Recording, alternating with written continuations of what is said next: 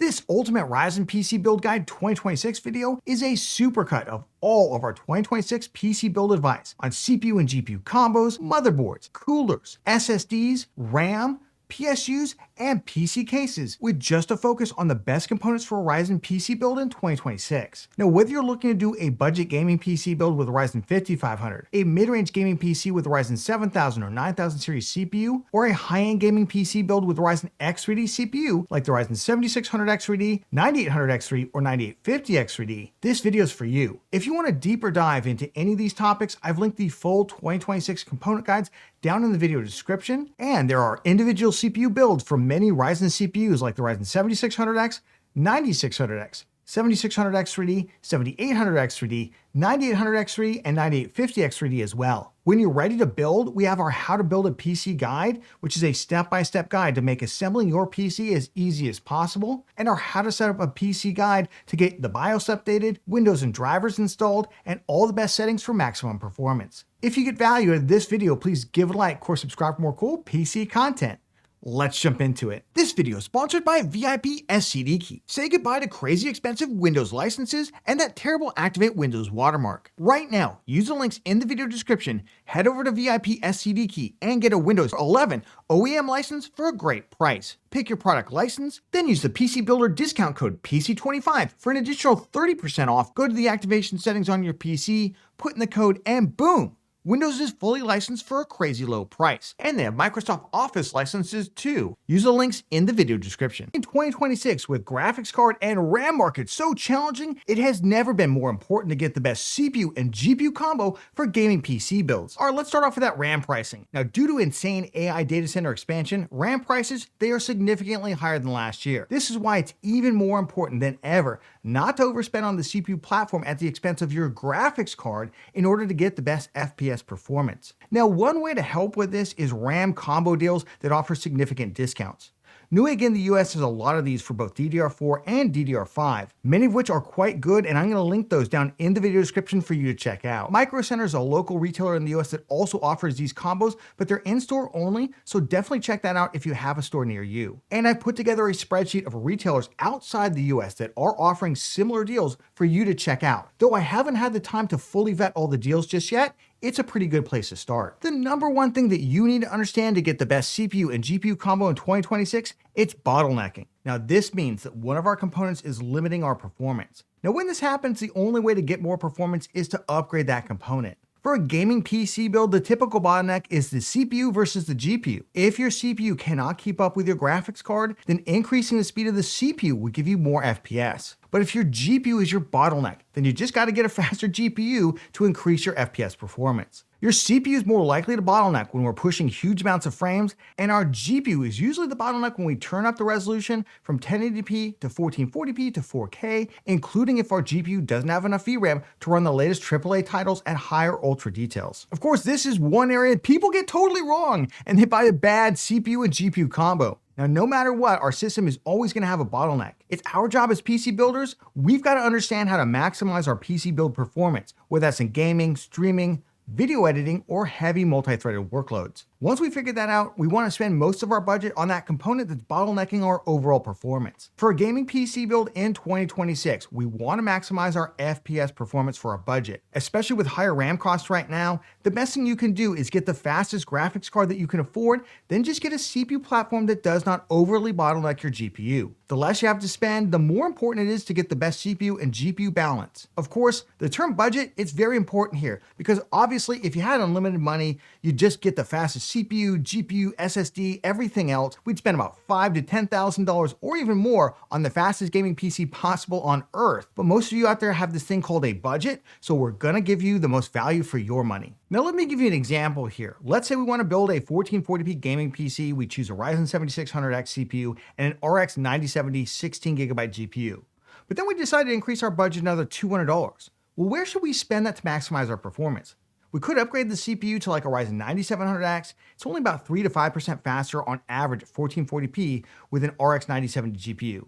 So we spent $200 for maybe 5% more FPS, but if instead we'd use that $200 and went up to an RX 9070 XT, that'd give us 12 to 15% more FPS at 1440p. Now, especially if you play very graphic intensive games like Cyberpunk 2077 or Black Myth Wukong. And remember that as we go up in resolution from like 1080p to 1440p to 4K, that decreases the load on our CPU, but it increases the load on our GPU. Of course, getting enough VRAM on your graphics card to avoid FPS bottlenecks, that's also very important in 2026. While 12 gigabytes of VRAM, it's still enough for most 1440p gaming. Turning on upscaling like DLSS or FSR does use more VRAM, and turning on heavy ray tracing, that uses even more VRAM. Thus, going from a graphics card like an RX 5070 12GB GPU up to an RX 9070 XT 16GB GPU or RTX 5070 Ti 16GB, that can have added benefits to consider. This is especially true for more budget builders considering an 8GB graphics card. Or even moving to 10 or 12 gigabytes, that might allow them to improve their 1440p, even 1080p gameplay experience by going to high or ultra settings. But what about those of you who want to do more than just game on your PC? Well, a regular gaming PC, believe it or not, can handle most non-professional streaming, video editing, or Photoshop tasks pretty easily. But if you do this for a living 40 hours a week and you make money from it, you probably should consider the system requirements for the applications that you use. Some applications like Adobe Premiere for video editing,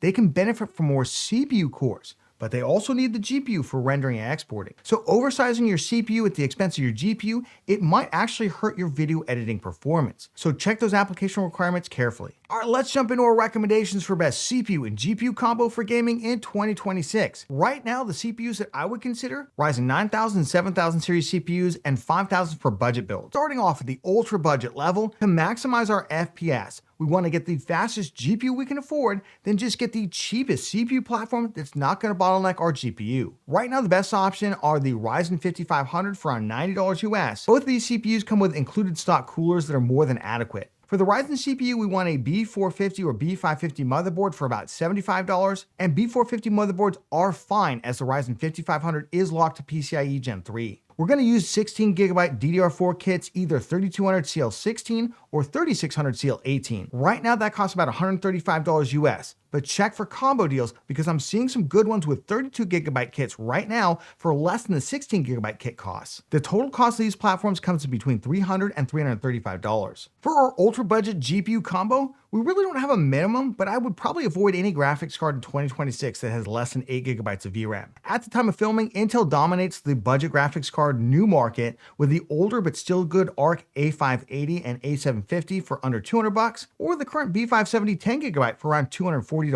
AMD's lowest end offering is the RX 6600, and NVIDIA's lowest end 8GB GPU is the RTX 3050 8GB. This budget platform really starts to hit a wall around the RX 9060 XT 16GB, RTX 5060 Ti 16GB, or the ARC B580 12GB GPU. And at that point, I'd want to consider upping the CPU if I could. Moving over to the budget category, we're still looking at DDR4 CPUs with a bit more power like the Ryzen 5600 variants, including the Ryzen 5600, 5600X, 5600T, 5600XT, all which perform similarly, and they all come with a stock cooler. You can also consider the Ryzen 5800 XT. I've seen a couple Newegg combos with it, which are quite good and also includes a cooler. We're going to pair this with a roughly $90 B550 motherboard, which unlocks PCIe Gen 4 speed, unlike the B450 motherboards. Boards like the MSI Pro B550M-VC Wi-Fi or the ASRock B550M Pro RS, those are great values. But check our Best Ryzen Motherboard 2026 video for even more options. We are using a 16GB kit of DDR4 3200CL16 or 3600CL18 for about $135, and the total for those platforms is $375 to $405, which is between $75 and $105 more than the previous tier. For our GPU, we want to move above the most basic graphics cards, take advantage of that additional money that we just spent on our CPU platform. For between $230 and $300, you can pick up the minimum GPU of an RX 9060 XT 8GB, RTX 5050 8GB, or Intel Arc B570 10GB. Now, every month we go through the GPU market and identify the best value GPUs at every budget level, so check that out for the current recommendations. While these CPUs do better than the previous tier at the maximum GPU, I still recommend capping out at a Radeon RX 9060 XT 16GB, NVIDIA RTX 5060 Ti 16GB, or Intel Arc B580 12GB GPU. All right, let's jump in the mid-range gaming CPUs with AMD's Ryzen AM5 platform CPUs like the Ryzen 7500F, 7600, 7600X, and 9600X, all priced between $160 and $185 right now. These are very popular in RAM combo deals, so check those links in the video description, see what's available as they are all very close in performance for most mid-range and even upper mid-range GPUs. Now, I recommend a value-oriented B650, B650E, or B850 motherboard for as cheap as $100, like the ASRock B650M Pro RS, or possibly pick up a more mid-range motherboard like the Pro B850M-A or the very excellent MSI Pro B850M-A for $149. We've got lots of other options in our Best Ryzen Motherboard 2026 video, so check that out as well. These CPUs are incredibly easy to cool and really only need a budget tower air cooler for about $20, like the recently discounted id Cooling SE214XT, Cooler Master Hyper 212 series, or Thermalright Assassin 120 SE, or similar budget tower air cooler. We're going to use a 16GB DDR5 RAM kit. Anything DDR5 5600CL40 or faster is fine. Personally, I'd go cheap here, but if you want a 32GB kit, it's about another $100 total. Total platform price here, $575 to $624, which is $200 to $249 more than the previous tier. For a mid-range GPU combo, the CPUs that we have, they're pretty strong performers, but you only see that when you're using a mid-range or faster GPU. I'd look at a minimum of an RX 9060 XT 16GB, RTX 5060 Ti 16GB, or ARC B580 12GB GPU. These CPUs are great performers for the price overall, and in particular, I think they pair really well with those mid-range to upper-end 1440p graphics cards like the RX 9070 16GB and RX 9070 XT 16GB, as well as the RTX 5070 12GB and RTX 5070 Ti 16GB graphics cards. You can of course push this up to an RTX 5080. At that point, I definitely think it's time to move on to a higher performing gaming CPU, particularly if you are playing a lot of competitive titles like Battlefield 6 or CS2. Jumping up to our upper mid-range CPU and GPU combos, we now have a new option in 2026 with the Ryzen 7500 X3D now in the US market. This is a 6-core CPU with 3D V-Cache that is much faster in gaming than the Ryzen 7 non-X3D CPUs like this 9700X and 7700X. Like other X3D CPUs, the 7500 X3D just doesn't care very much about RAM speed because of the huge amount of V-Cache. So that might even let us save some money on our RAM purchase. The only drawback here is the 7500 X3D is currently low stock, so fingers crossed that AMD keeps supplying it to the US market. The other CPU options give us more cores and more productivity or creator power, but less gaming performance with higher end graphics cards like a 5070 Ti or 9070 XT. Now for either Ryzen build, we're using a similar B650, B650E, or B850 motherboard that we used in the previous CPU tier, but we're upping the minimum cooler to a dual tower air cooler like the id Cooling A620 Pro SE, or Thermalright Peerless Assassin or Phantom Spirit. Now, liquid coolers are also great for these CPUs. For both, we have the same 16GB kit of DDR5 5600CL40 or faster RAM. These come out between $665 and $744 total, which is between $90 to $169 more than the previous tier. For our GPU combo,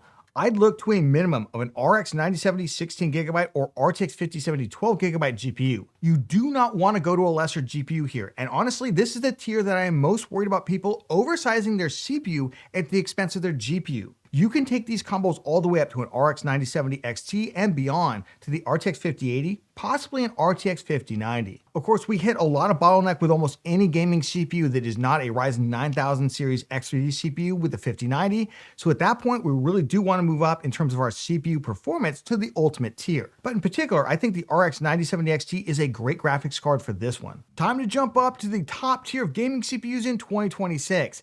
And in 2026, the ultimate gaming CPU, it is now the Ryzen 9850 X3D. Although the Ryzen 9800 X3D, it's only 3% slower with an RTX 5090 at 1080p, so if you do find a discount, don't hesitate to grab one. I've also included the Ryzen 9950 X3D for those of you who are professional creators or production pros who also want maximum gaming performance. Just know there's no gaming performance difference between the 9950 X3D and the 9800 X3D CPUs. We've seen rumors of a new 16-core dual X3D CPU, which is likely going to be the Ryzen 9950 X3D 2, and you can consider that if it launches. Coming in at just behind the 9800 X3D is the Ryzen 7800 X3D, which saw a huge price drop in the middle of 2025, and is plenty for most mid-range GPUs. Ryzen 9850 X3D or Ryzen 9800 X3D are going to offer at least 10 to 15% better gaming performance with an RTX 5090 at 1440p ultra detail settings over previous previous tier non-X3D CPUs. Even more if using lowered settings in competitive games. And the Ryzen 7800 X3D, it's not far behind. We've got build guides for all these CPUs in the PC parts and build video playlist linked below. We're going to pair our Ryzen 9850 X3D, 9800 X3D, or 7800 X3D CPU with a B650E, B850, or X870 or X870E motherboard for the PCIe Gen 5 GPU slot, just in case it is ever relevant. So a motherboard like the Gigabyte B850 Eagle for $149 or a ASUS B650E Plus for about $190. If you're using the 9950 X3D, just make sure you get a higher end motherboard with good VRMs for the 16-core CPU. There are tons of other options from the B850 Tomahawk Wi-Fi and ASUS B850 TUF for around $200, and good quality X870 production-oriented motherboards begin around $200 as well. And we cover all these in our Best Ryzen Motherboard 2026 video, including higher-end motherboards for more premium builds. We want any of the dual tower air coolers we listed before for the 9800 X3D or 7800 X3D. My recommendation for the 9950 X3D, go for a high-performance liquid cooler for around $100, like the 360mm Arctic Liquid Freezer 3 Pro or Montech Hyperflow 360. For RAM, X3D CPUs just don't care very much about RAM speed, so I'd look to get any DDR5 5600 CL40 or faster kits, but I am seeing DDR5 6000 CL30 kits almost the same price. The 7800 X3D upgrade is an additional $175 over the previous tier, with the 9800 X3D upgrade costing $235 more, and the 9950 X3D coming in at a whopping $530 more than the previous tier. For our GPU combos, for a minimum, I would recommend the Radeon RX 9070 16GB or RTX 5070 12GB. That's primarily for the Ryzen 7800 X3D. For the Ryzen 9800 X3D, I'd recommend a minimum of an RTX 5070 Ti 16GB or RX 9070 XT 16GB. Either of these CPUs will pair really well with an RTX 5080 or 5090, though if I'm spending $2,500 to $3,000 on my GPU, I'm likely going to spend that extra $100 and get the Ryzen 9850 X3D. Congratulations, you now own one of the fastest gaming PCs on planet Earth. Are you looking for the best Ryzen motherboard in 2026? We've got you covered. So the most confusing part of buying the best Ryzen motherboard 2026, it's all the different chipsets from B850 to X870, X870E to B550, B650, A520, the list just keeps going. Here's the simple version. Ryzen 7000 and 9000 series CPUs require an AM5 socket motherboard with the pins on the motherboard, which are the 600 and 800 series. The best gaming focused motherboards are the B650, B650E, and B850 motherboards, which generally have between 2 and 3 M.2 SSD slots and offer an array of rear panel USB and network connectivity. The only real difference between these three chipsets is that B650 motherboards,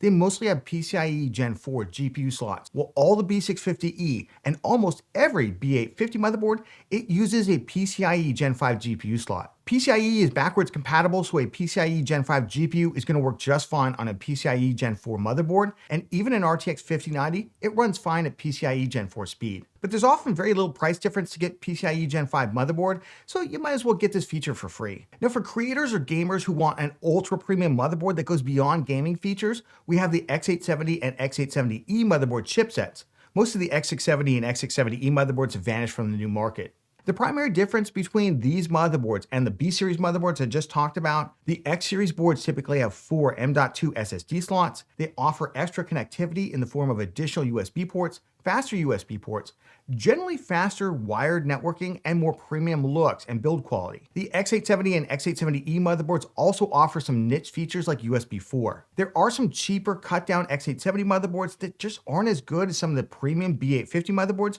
so make sure you know what you're getting and why. Let's talk about the ones I don't recommend, A620 and B840 motherboard chipsets. These are cut-down motherboards with PCIe Gen 4 GPU slots, and they do not support Precision Boost Overdrive, which we do really want to turn on to increase performance. These are usually not much cheaper than the budget B850 and B650 motherboards anyway, but for mini ITX builds, they sometimes do make sense as those ITX boards can get expensive. Now for budget builds using a Ryzen 5000 series CPU, you probably want a 500 series motherboard which uses the older AM4 socket with the pins on the CPU. I recommend B550 motherboards here as X570, it's pretty much gone off the market.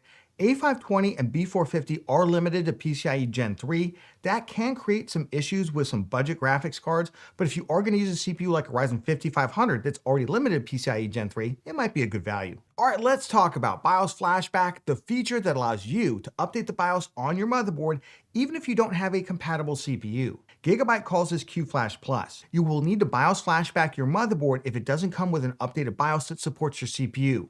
Now, in 2026, this is primarily an issue for the newly released Ryzen 9850 X3D and the upcoming Ryzen AI Max desktop CPUs, as most AM5 Ryzen motherboards in 2026 do ship with a BIOS compatible with all the other Ryzen CPUs. Using BIOS flashback, it's super easy to do, and we cover this step by step in our How to Build a PC guide linked down in the video description. So what Ryzen motherboard is right for you? Let's start with motherboard size, and there's 4 sizes to choose from.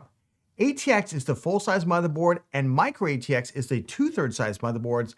These are the most popular for regular PC builds. eATX motherboards, they're just the same height as ATX, they're just a bit wider, and they will still fit in most ATX-sized PC cases, but you should check the specs. Mini ITX, it's a small size used in small form factor PC builds. Storage is a really important motherboard feature, particularly the number of M.2 NVMe SSD slots that a motherboard comes with, and the bandwidth that they run at. Older B550 motherboards have 2 M.2 slots, one that runs at PCIe Gen 4 speed and the other at PCIe Gen 3. B650, B650E, and B850 motherboards will have between 2 and 4 NVMe SSD slots, including that most will support at least one PCIe Gen 5 SSD. Now, I don't recommend PCIe Gen 5 drives for most users. They're expensive, they run hot, and they often share bandwidth with the main GPU slot. They also don't provide any extra gaming performance over Gen 3 or Gen 4 M.2 NVMe drives. And you can check out our best SSD for gaming video for more on that. X870 and X670 motherboards will generally have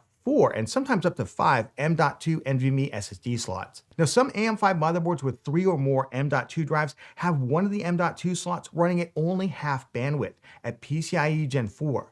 This is usually shown in the specs as PCIe 4x2 instead of the regular by 4. To best utilize that M.2 slot, you'll want to buy a PCIe Gen 4 NVMe SSD, and it will effectively run at Gen 3 bandwidth, which is still quite fast, and it's fine for an extra storage drive. Of course, all these motherboards will also come with SATA ports if you want to port over an old drive. Rear panel USB connectivity is a big separation point for budget versus mid-range versus premium and creator motherboards. Both the total number of ports and the speed of the ports themselves. These square USB-A connections, those are color-coded typically, the black ones being USB 2.0 speed, good for slower devices like mice and keyboard, USB 3.2 Gen 1 speed, typically colored blue, and USB 3.2 Gen 2 connections often colored red. There are also USB Type-C connectors, which are smaller but faster connections. Most X870 motherboards also come with at least one USB Type-C port running at USB 4 speed, which is probably the most useless thing for desktop PCs, at least right now. Don't spend extra just to get USB 4. In terms of network connectivity, every motherboard has wired Ethernet. Now, some of the older boards are generally 1 gigabit connections, while most of the newer 600 and 800 series boards come with at least 2.5 gigabit speed, some even faster. Many motherboards also come with Wi-Fi and Bluetooth either built in or added in using an M.2 Wi-Fi key. The fastest Wi-Fi speeds are now Wi-Fi 7 on the latest B850 and X870 motherboards. You can always buy a USB M.2 or PCIe add-in card to get Wi-Fi and Bluetooth later. Motherboard audio, it's in the bottom left-hand corner of the motherboard, made up of capacitors, shielding, and a Realtek audio codec chip. You use this audio anytime you plug in an analog device with a pole connector that looks like this, either into the rear panel audio connectors or the ones on the front panel of your PC case. If instead you're plugging in a sound device with a digital connection like HDMI or USB, then you are bypassing the onboard motherboard audio processing and instead using the secondary device for digital to analog conversion. Budget audio codecs, they can sound fine, and they're typically in the 800 series, such as the ALC897. More premium audio codecs have better overall signal-to-noise ratios and additional audio signal boost for front panel headphones,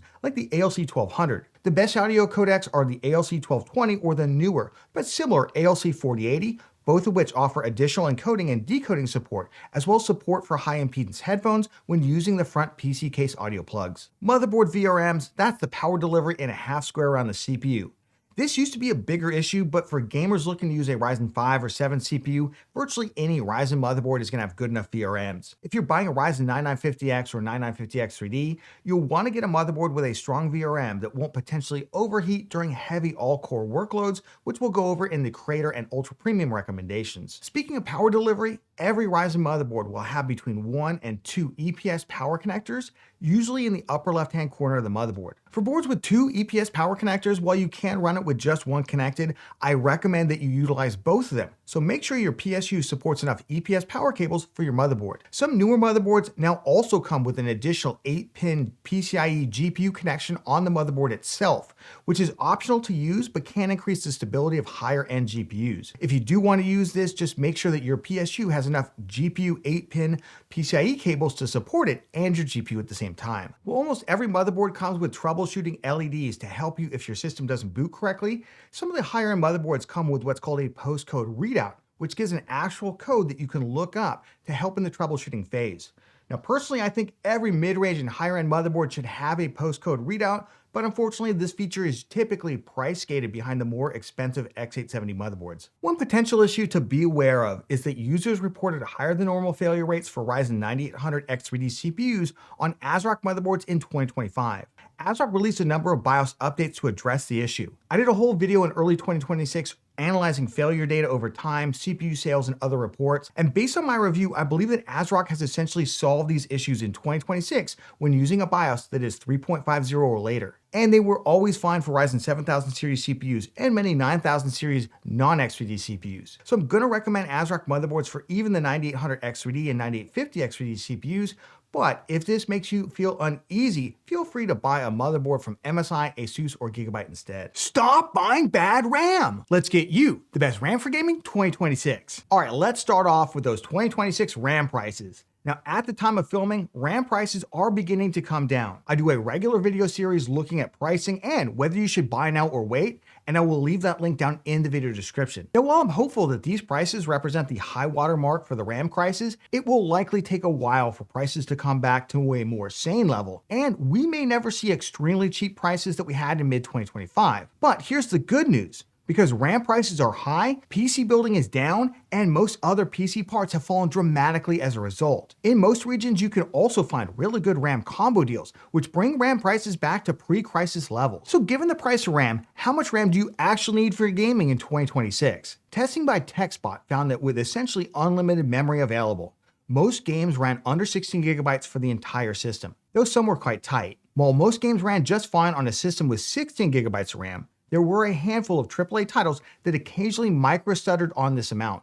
It wasn't game-breaking, but it did happen occasionally. One title that could have more issues was Hogwarts Legacy, where in busy areas of the map with 16 gigabytes of RAM, systems there could have a more significant drop in FPS and stutters. So while 16 gigabytes is likely enough for gaming, and game developers are very aware now of the RAM crisis and they are further optimizing games for lesser hardware, it is possible in the future we'll see titles that won't play as nice with 16 gigabytes. So here's my overall advice. For budget gamers using DDR4 RAM, I would personally opt for a 16 gigabyte kit because DDR4 systems usually run fine with 4 sticks of RAM. So in the future, you can opt to buy an identical kit to the one you have and upgrade to 32 gigabytes. For DDR5 systems, because DDR5 memory controllers generally don't do well with 4-stick configurations, I only recommend 2 sticks maximum for DDR5. If you can fit a 32 gigabyte RAM kit into your budget, that's the ideal. But I would not sacrifice GPU or CPU power to get that RAM amount. And I personally would opt for a 16 gigabyte DDR5 kit to save money, especially if I got a combo deal with the CPU and other items in it. In the future, you will likely need to buy a new 32 gigabyte kit of RAM, but we're talking a couple years down the road when we expect RAM prices to be much better, and future CPUs may actually want faster RAM anyway. So budget builders, grab 16 gigabytes of DDR4, mid-range, grab 16 gigabytes of DDR5 is totally fine. If you've got the money at the higher end, 32 gigabytes of DDR5 is the ideal. Don't waste your money on more than 32 gigabytes of RAM for a gaming PC build in 2026. So what RAM speed do you need for your CPU choice to get the best price to performance? Well, when RAM was cheap, I emphasized getting the highest performance kit for your CPU because the price difference, it was at most $20 to $30. That's not bad to pick up 2 or 3% performance. But with some RAM kits costing significantly more than others, my advice, get the best kit that you can without overspending. You're going to get better performance spending that extra money on upgrading your GPU or your CPU instead. Previously, DDR5 6000 CL30, that was the best price to performance for Ryzen AM5 systems like Ryzen 7000 and 9000. Though to be fair, the X3D CPUs, they just don't care very much due to their huge amount of Vcache. How much worse is slower RAM? Well, looking at previous RAM performance testing done by TechSpot, aka Hardware Unboxed, with a Ryzen 7700X, the difference in performance at 1080p with an RTX 4090 across 7 games was only 8.5% between the sweet spot DDR5 6000 CL30 kit and a DDR5 6000 CL40 slower kit. And remember that using a slower GPU or turning up the resolution to 1440p or 4K, that might erase even that margin. That isn't much performance to lose if it saves you $50 to $100. So my advice across the board for DDR5 Intel and Ryzen CPUs is that DDR5 5200 CL40 or faster, that's likely fine. And many of the kits I'm seeing are around 6000 CL38 or 36. Of course, if you can find DDR5 6000 CL30 or a 6400 CL32 kit for a similar price, yes, then get the better RAM. Remember for DDR5 to turn on XMP on Intel systems and either XMP or EXPO on AM5 Ryzen systems to get the full rated speed in the BIOS. On AM5 Ryzen systems, we found no performance difference between XMP and EXPO, and all the motherboards will use either one. For DDR4 CPUs, I recommend getting DDR4 3200 CL16 if you can, and 3600 CL18 if you can't find 3200 speed kits. And the same goes for turning on XMP or DOCP timings in the BIOS to get the full rated speed. But the good news is that DDR4 compatibility, it's pretty widespread, and kits will work with either AM4 Ryzen CPUs like the Ryzen 5500 or Intel 12, 13th, to 14th gen CPUs like the i5-12400F. Okay, so how do you tell which RAM kit is actually faster when comparing speed and timings? Is a DDR5 6400 CL32 kit faster than DDR5 6000 CL30?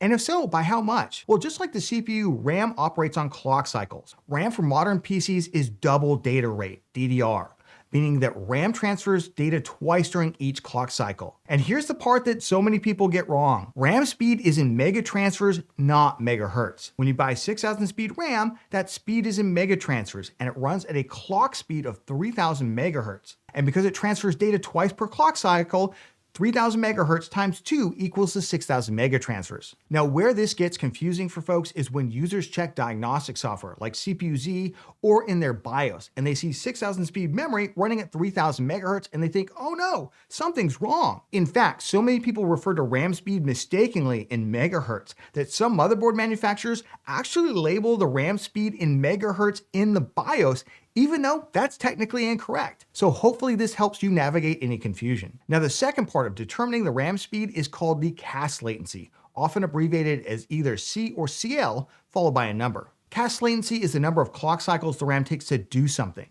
So the lower the CAS latency, the faster the RAM can get things done. So when thinking about RAM speed, we generally want a fast speed and a low CAS latency. There are other subtimings, of course, but this one is typically the most important to pay attention to. All right, so now that we know that, how do you compare speed of different RAM kits? Say one at DDR5 6000 CL30 and the other one at 6400 CL32. The most common way is to calculate the absolute latency of the kits, and the one with the lowest absolute latency, that's the fastest. Now, the way we do this is to multiply the CAS latency by 2000, then divide that number by the RAM speed. For the 6400 CL32 kit, multiplying 32 times 2000 gives us 64,000. Then we divide that by our 6400 speed, which gives us 10. Now that number's in nanoseconds, so 10 nanoseconds is the absolute latency. For the 6000 CL30 kit, we multiply 30 times 2000, which is 60,000. Then we divide that by 6000 speed, which is also 10.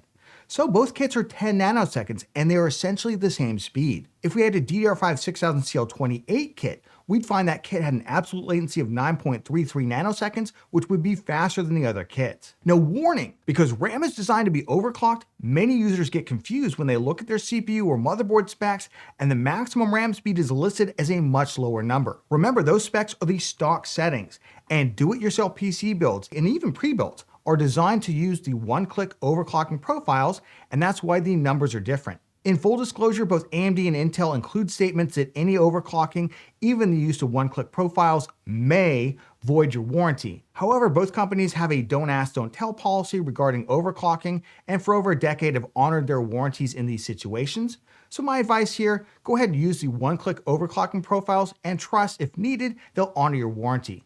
But if you want, you can stick to the stock rated speeds. Now, how many sticks of RAM should you buy? RAM is typically sold in kits of 2 sticks, and those sticks are called DIMMs. That's D-I-M-M. But I'm just going to refer to them as sticks for simplicity. For new builds, I recommend a 2-stick configuration for both DDR4 and DDR5. Now, running a single stick of RAM, that limits your overall bandwidth and it will cost you FPS. I don't recommend that for DDR4. For DDR5, you can consider doing it with a 16GB stick with the intention of buying an identical stick sometime in the future to upgrade to 32GB. I don't really recommend this though, because by the time you factor in your lost FPS for over a year or more to maybe save $50 and the increased compatibility risk, it just doesn't seem to make sense. I also do not recommend 4-stick configurations for new builds in 2026. For DDR4, it's just not really cost effective. For DDR5, the CPU memory controllers for the currently available platforms just cannot handle it effectively at the speeds we want to run without manual tuning and extensive stability testing, and you basically risk your stability of your system. Getting the best CPU cooler in 2026, it can be extremely confusing. How big a cooler do you need for your CPU? So should you go with an air versus liquid CPU cooler in 2026? The good news is both are solid cooling choices for just about any CPU, but each has their own place in terms of cooling capacity, noise, and aesthetics, as well as value. Air coolers in 2026, they're more powerful and affordable than ever. You can now cool high-end CPUs like the Ryzen 9950 X3D with air coolers under $50 in the US, and they're an unbeatable value for budget builds. As long as the cooler design ensures good contact with the CPU, the only real concern here is the fan, which does typically last up to 10 years, and it's easy to replace on most models. But air coolers, they're not perfect. Air coolers can ramp up noise quickly under sudden loads. They're definitely bulkier for your build. They may need more vertical clearance, and dual tower models can overhang the first 2 RAM slots. But what about liquid CPU coolers in 2026? There are 2 kinds: custom loops and all-in-one liquid coolers, or AIOs for short. I'm going to focus on AIO coolers because custom loops, they're expensive and they're quite complex. In 2026, AIO coolers are more affordable than ever, starting at around $45, and they can outperform air coolers under heavy loads, though most builds won't really reach that level. AIOs also offer a more consistent noise profile, sleeker visuals, and options like LCD screens without covering your RAM slots. However, they do come with a potential failure point: the pump. In 2026, liquid cooler leaks are almost unheard of, but a dead pump means no liquid flowing in the cooler and thus no cooling. And for budget builds, the extra cost, it just doesn't really make a lot of sense. An AIO also has to be installed properly with at least part of the radiator above the pump. I'll link our AIO installation guide in the video description for more information. So is air or liquid CPU cooling better in 2026? Well, for budget gaming PCs, air, it's honestly the only way to go. The immense value of air coolers are insane. For mid-range and higher-end builds, personally, I do prefer liquid coolers for the aesthetics and the more consistent noise profile, but in 2026, there's honestly no wrong answer here. It's really going to be up to your preference. For air coolers, most downdraft style CPU coolers are relatively cheap, and some CPUs like the Ryzen 5600 or i5-12400, they come with included downdraft style coolers that we refer to as stock coolers. Now for space-constrained mini ITX builds, there are more powerful and more expensive downdraft style coolers. Budget tower air coolers start between $18 and $35 US, and they're incredibly powerful upgrade over the downdraft style coolers and a staple of budget and mid-range PC builds. Dual tower air coolers start at around $30 US, and they make a huge leap up in cooling performance, now able to cool even the most powerful Ryzen CPUs. Liquid AIO CPU cooler categories are named by the size of the fan that they use, either 120mm fans or the less common 140mm fans. An AIO cooler with 2 120mm fans, it's called a 240mm AIO. 3 120mm fans is a 360mm AIO.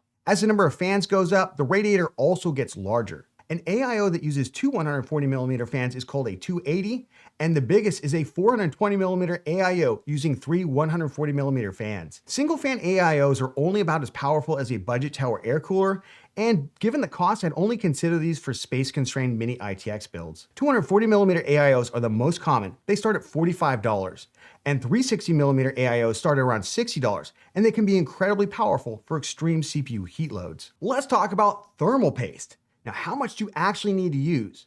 Well, testing has shown us that using too much paste, it's fine.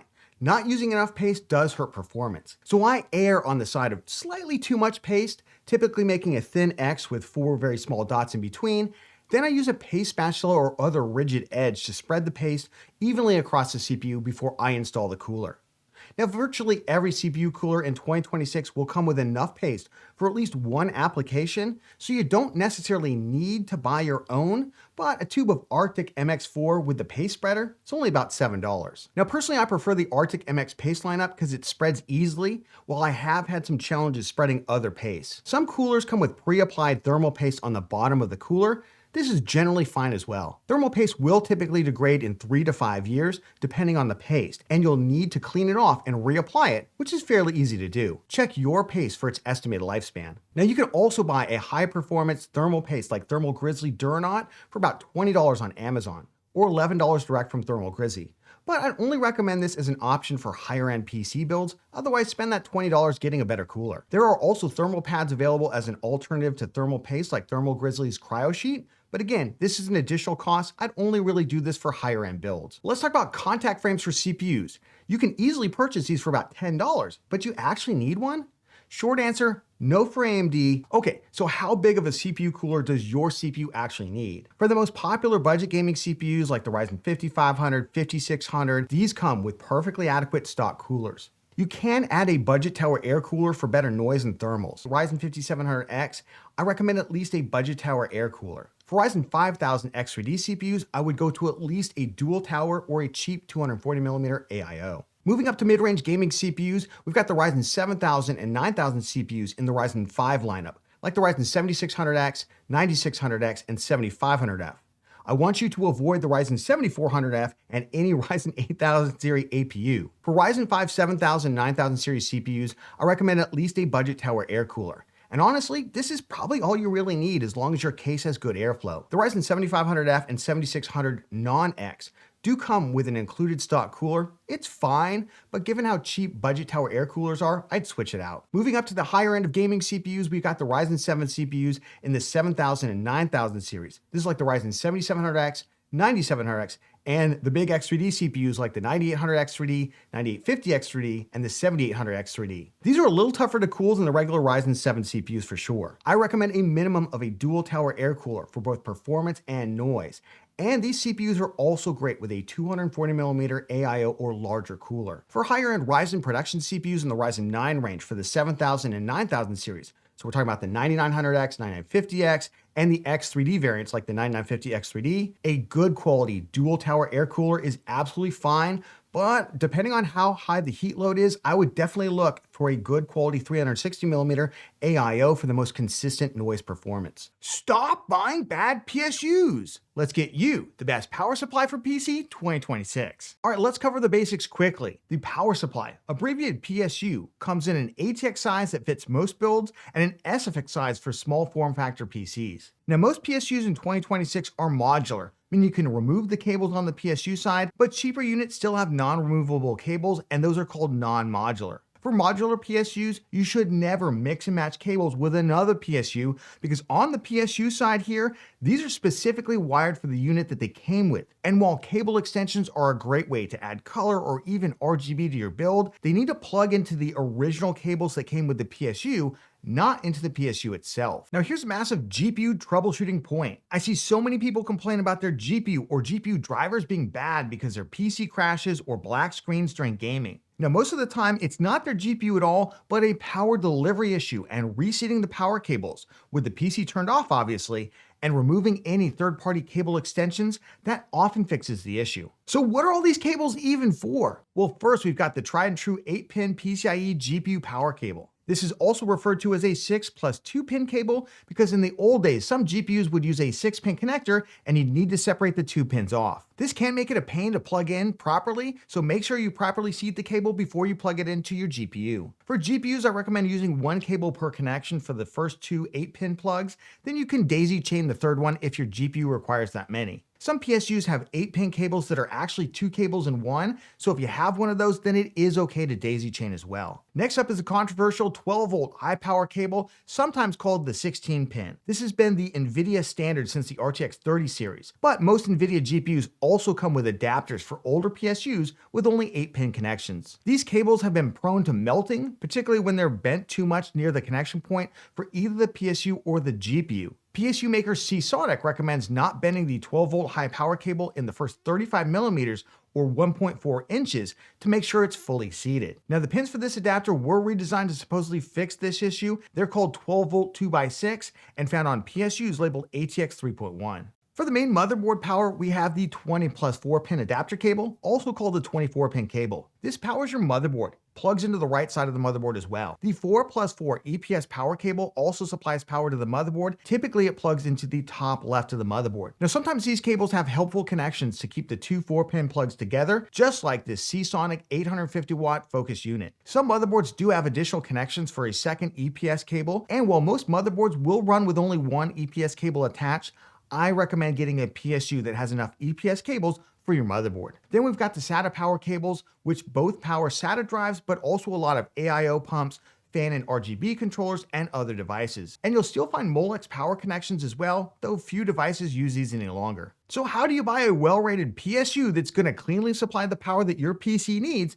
but also protect it if something does go wrong? Now, basically, how do you avoid buying an exploding power supply? Well, first, ignore those 80+ ratings, because they're largely meaningless. We've seen gold power supplies explode while bronze ones go strong. And honestly, the power savings difference between even the lowest rating 80+ white PSU and the best 80+ titanium unit, it's actually very tiny. Now, instead, we focus on a list made by community experts in PSUs. They look at teardown reviews of all the units, they check the specs, and they determine the quality of the unit with a letter grade, with A being the best, and B being good, C being a budget unit. Anything below that you really want to avoid for a gaming PC. Now, these ratings are both for the quality of the components, the PSU power delivery design, the protections on the PSU that prevent it from blowing up, and how steady the power is supplied, something called ripple. The SPL PSU tier list is actively maintained as a public Google Sheet by lead author SPL and other experts from the Zach's Tech Turf Discord, so a big thank you to them. The SPL PSU tier list fully describes their methodology and contains a full listing by manufacturer for all units, where enough information is known to give a final grade. There's also a list of PSUs where they take a guess at the grades for PSUs without enough information. My recommendation, start with a list with proper recommendations.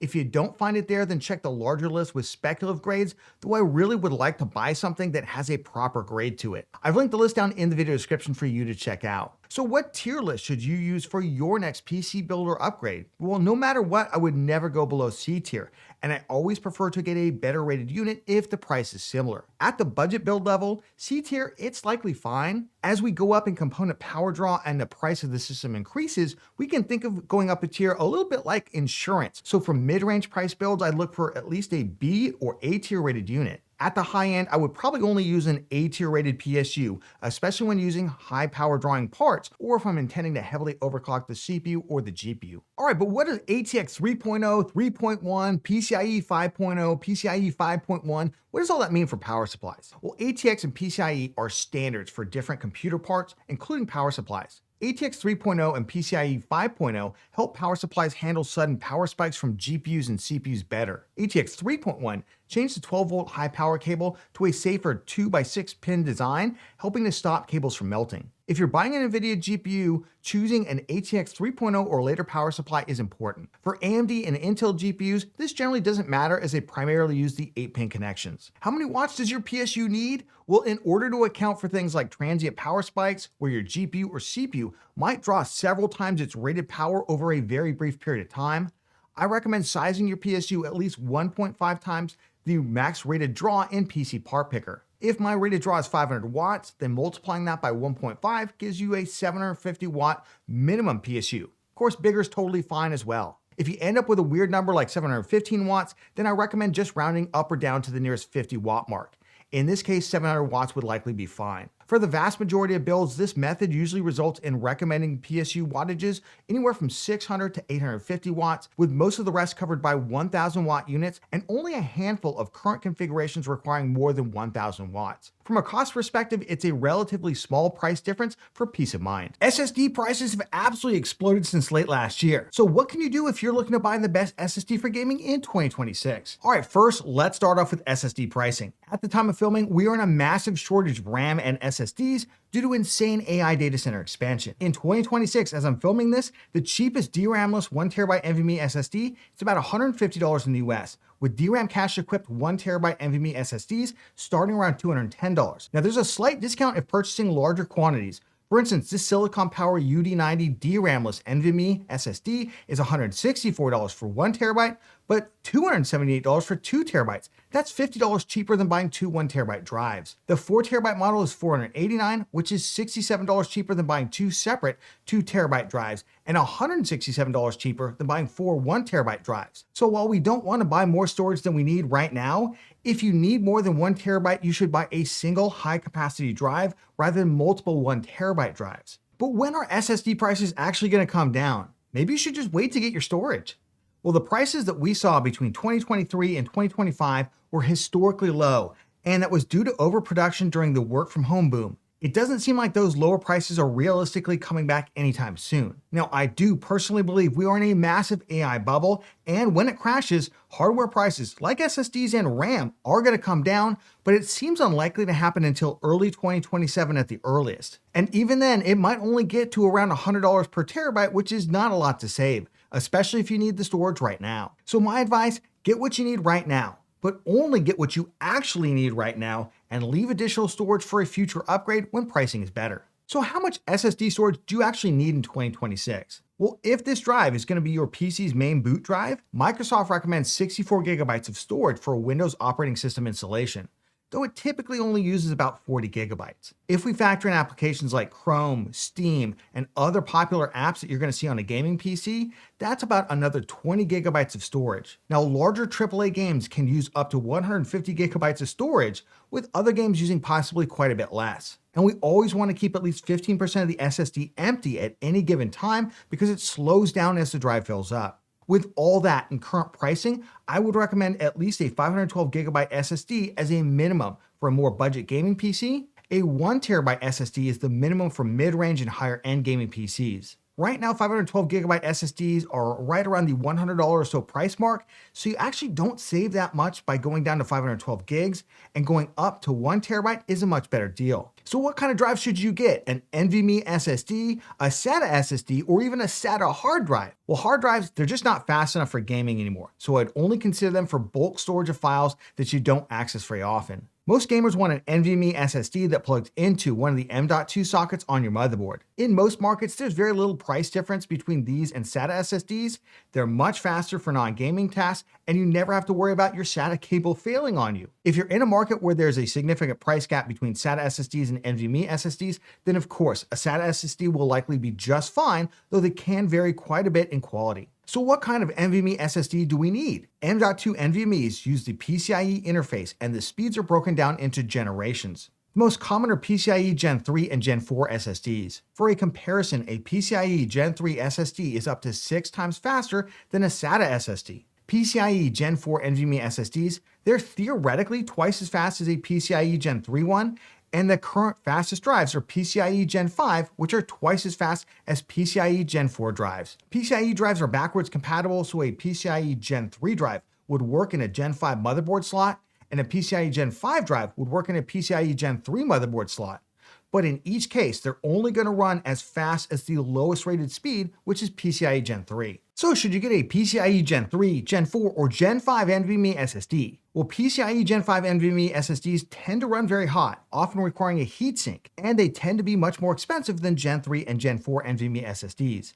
Even a SATA SSD will offer maximum FPS in games, and the difference in loading times between a SATA SSD and even a PCIe Gen 5 NVMe SSD is at best a couple of seconds. So my advice here, get the cheapest of Gen 3 or Gen 4 NVMe SSDs and don't waste money on a Gen 5 NVMe SSD unless you find a really insane deal. Do you need an SSD with a DRAM cache or not? Well, to speed up writing to the SSD, drives use a cache system that temporarily stores files on a limited size but faster memory. Those files are then transferred from the fast memory to a slower long-term memory cell. Now, caching speeds up the writing process as long as the file size does not exceed the size of the cache. In 2026, there are 3 types of cache: an HMB or host memory buffer process that borrows a small portion of your PC's RAM, a single level cell or SLC cache that uses faster SSD cells, and a DRAM cache, which is the fastest using onboard RAM built directly into the SSD. Now, cache only affects write speeds, not game loading or reading speeds. Most gamers are going to find modern SLC or HMB drives perfectly sufficient. If you do professional workloads involving heavy file transfers, a DRAM cache SSD will be beneficial, but it's also going to be more expensive. Do you need a metal heatsink on your NVMe SSD? Many NVMe SSDs now have two versions, one with a built-in metal heatsink and one without.